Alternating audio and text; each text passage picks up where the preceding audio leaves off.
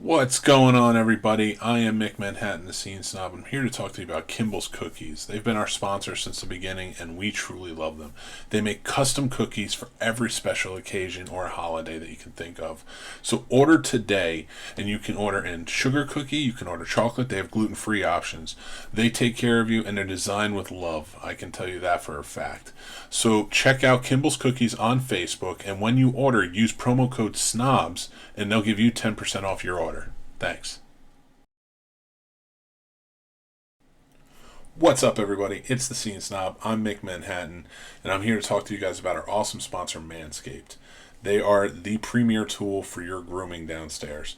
Summer's coming. Are you ready to unveil your beach bod?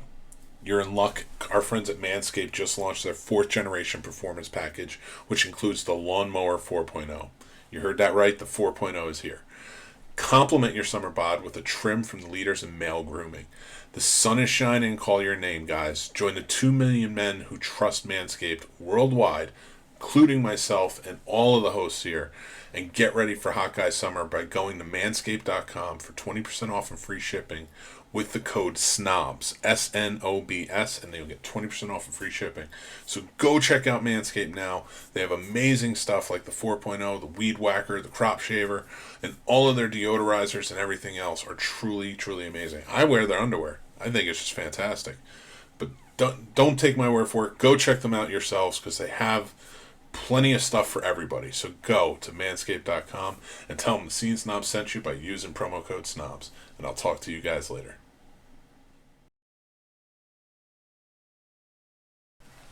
Welcome to the Scene Snob podcast. I'm Scene Snob Jr. Don't forget to like and subscribe.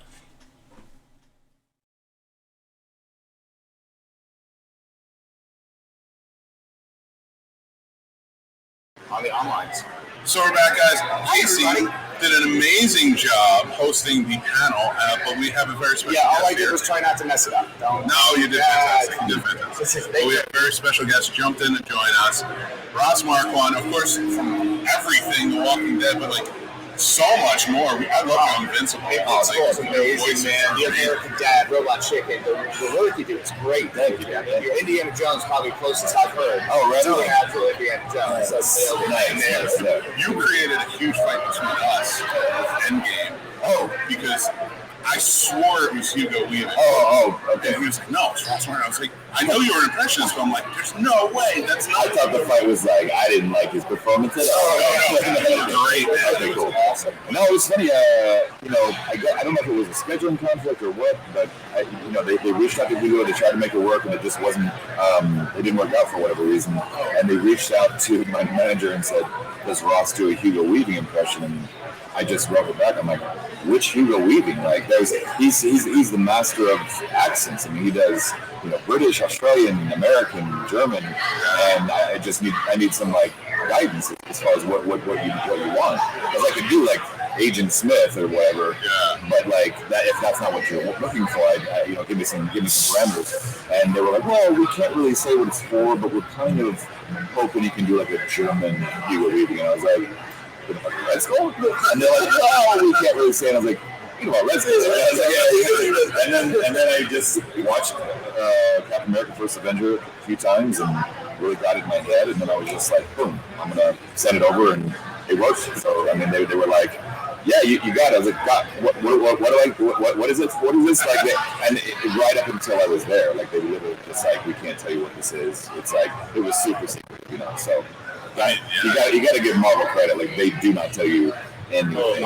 That's effective because when you watch it, like I'm still saying, like that's Hugo Weaving. Oh man, thank you. Well, that's good. We wanted to make sure that people weren't taken out of the movie and asking, well, who's that? I don't know who that voice is. It doesn't sound good. I really wanted to make sure it sounded enough like him so that people would just like enjoy the performance and not be thinking about who's behind the cape and everything. But I remember the Russo, I think it was Anthony, I think Russo was like, I want you to, because I was trying to do like a straight impression of him from the first one.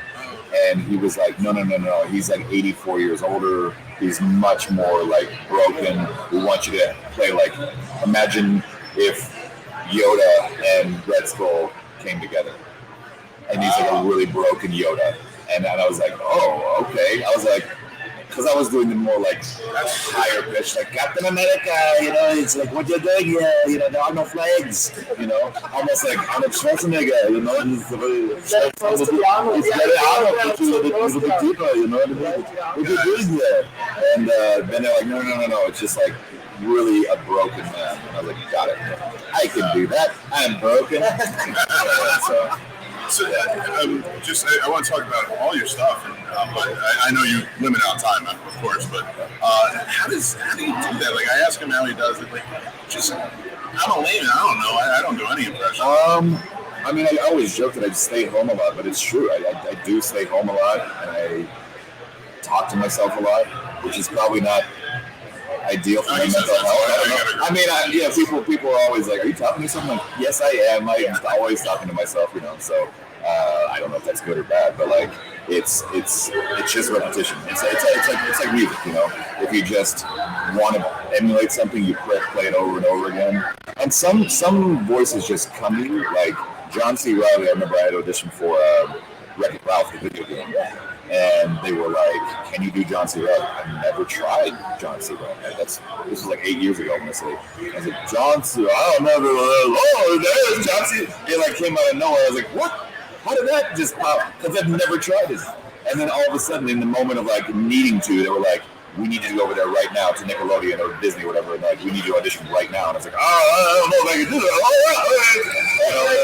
Wow, there it is. Yeah. And I don't think it was like there where they needed to be at that point, but it was close enough where they called me back for Wreck-It Ralph 2, and I did a lot of his ADR for the Awesome.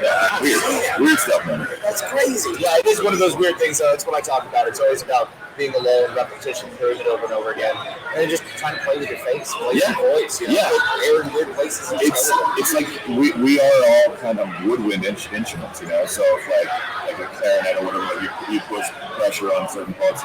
Like James Gandolfini, rest in peace. Like I always tell people, like, if you try to do it, you gotta sit forward on your neck. Because he always, "What are you doing here? Hey, wait. You spit through a nose. What are you doing? I'll break your freaking legs. Come here." Like, you gotta sit on your toes. Yeah. You can't do Gandolfini from back here. It's not gonna sound right. You can sit right here. "Hey, what are you doing there? I'm gonna break your legs." It comes. It's a woodwind instrument. Seeing how you kind of change up, even when you went back, it's almost like more De Niro. Oh. He does like kind of like. Thank you very much. It's very good. Thank you very much. That's good. Yeah. Oh my God! It's broken out. How you doing, Petito? Okay. Very nice. We were guys just hanging out. Like, I always loved how you could do it. I do nothing. I just try, and I fail miserably. Okay. But we would sit in the bars, and it would just be, okay, let's try and sell something to the bar. And it's just like, we think like, it could be any random thing, and then like we're trying to sell it, and I'm like, Nicholson, okay. And then it's always a lot of fun. Oh yeah, he busted out a Jack out there. It was real good. Real nice. Oh, nice. Wow. Dude, I like that. That's really nice. Well, and then you can make a Christian Slater just go a little bit higher and stop it right over. I've been saying this for years. I'm so glad Christian Slater has been copying Jack in his entire career. And no one said anything. No one said anything. I mean, I love Christian Slater. Competitor is one of my favorite movies of all time. And I actually love him in Mr. Robot. He's great. But he's like, he's just kind of like, hey, basically doing Jack Nicholson. Take the guy and he went. No one's gonna call you out. Like, it's never done. I'm so glad we're talking about this. You are good for it, folks. Yeah, honestly. Christian Slater, we love you. Yeah, it's amazing. If I could do it, I would. Yeah. Hey, where are you going to be, Casey? I'm going to ride the coattails of Ross Marquand. But I wonder if he actually does just talk like that. I wonder if that's. It might just be that's his real speaking voice. It might be. It also might be one of those things where he emulated it for so long, he fell into it and became it. Maybe. I mean, it is funny because I know my voice is very close to my dad's voice, and it does beg the question, like, whoever your the person that you were like most close to growing up. Maybe he watched a lot of Nicholson films. You know, you never know. It could just be that got really subconscious, and then he's like, "Well, this is how I talk now," you know. And it's like, good thing I never started talking like Casper Van Dien. is that how you watch Starship Troopers way too much? Gotcha. He's got a good voice. He's got a great voice. Yeah, Seth, you know Seth Gilliam? Yeah.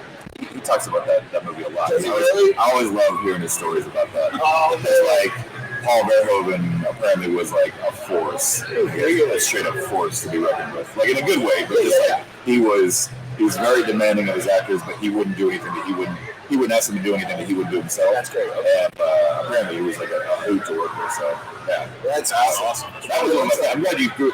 1997, right? Yes, sir. Those are my favorites. Yeah. Verhoeven up, we're there, but it's not all Starship. No, I know you do. Doogie Howser. Doogie, exactly. Yes. Dude, Good on. I'm loving Doogie Howser. Yeah, it was a good move. That's why I'm glad you watched. But yeah, with everything you got going on, I mean, Walking Dead coming to an end. Congratulations on the intensity. Thank you. It was truly amazing. You were fantastic as Aaron. Thank you.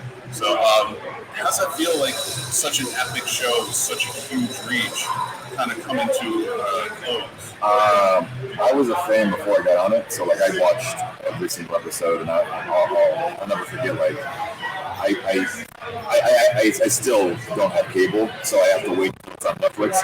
So you know, I watched all season 3, and then I was talking to a friend about it one day. I was like, "Hey, have you seen season 4 of it?" They're like, "Oh, dude, it's amazing. You got to watch it." I was like, "Oh, cool." Because I haven't seen any of it, and I just caught up on season 4, binge watched it all in like a weekend. And I was like, "Dude, and to this day, like season 4 is my favorite season of the entire show." And I was just like, I love what the direction the show is going in.